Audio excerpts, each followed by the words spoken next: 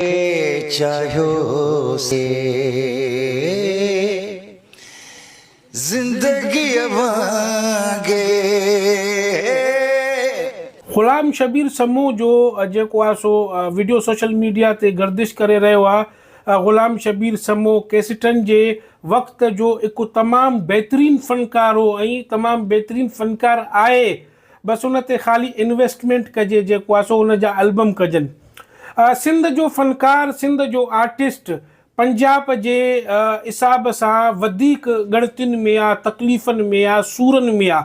पंजाब जो आर्टिस्ट, ख़्वाह वो stage artist हुजे, ख़्वाह वो को रागी हुजे, को अदाकार हुजे, उहे टट ते आहिनि। ईयर नेशनल मीडिया में, पाकिस्तान जो जेको नेशनल मीडिया आहे उते अयाशू पिया कनि, कमाए रहिया आहिनि, करोड़े रुपयनि जो पैकेज वठी रहिया आहिनि। उहा ई पंहिंजी मख़सूस पंजाबी ॿोली में जेको आहे सो कॉमेडी करे रहिया आहिनि।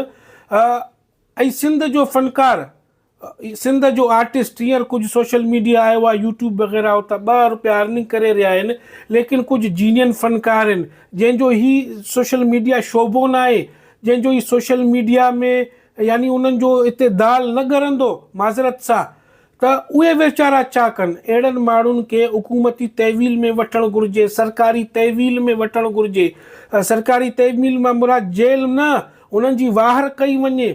छो त इहे जेके फ़नकार आहिनि, मिड़ी तव्हां चओ था मौलाई आहे, जलाल आहे, शमन आहे, फौज़िया सूमरो आहे, इहे तव्हांजे नौजवान नसुल जे आॾो हिकु दीवार आहिनि।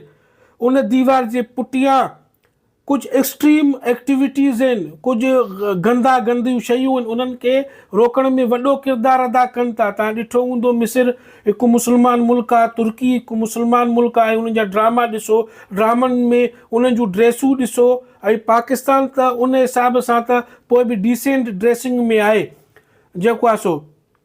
अचो त पंजाब जे फ़नकार ते, पंजाब जो जेको फ़नकार आहे, जेको प्रीमियम फ़नकार आहे, उहो स्टेज अदाकार हूंदो आहे।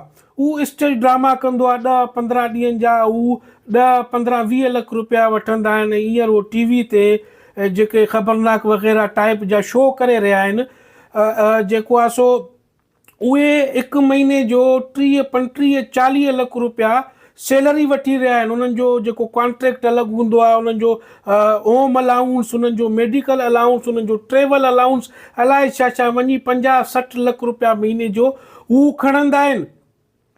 या उन्हनि जा फ़नकार ॾिसो, वॾा वॾा ब्रांड उन्हनि खे जेको आहे सो अप्रोच कंदा आहिनि। जे ॿियनि मुल्कनि में जेकॾहिं सरकारी लेवल ते या पाकिस्तान जे कल्चर जो को शो थींदो आहे त उते उन्हनि पंजाबी सिंगरनि खे घुराईंदा आहिनि। उहे उते उर्दू न ॻाईंदा आहिनि, हिकु अधु गानो उर्दू ॻायो त ठीकु आहे, न त हू पंजाबी बि ॻाईंदा आहिनि।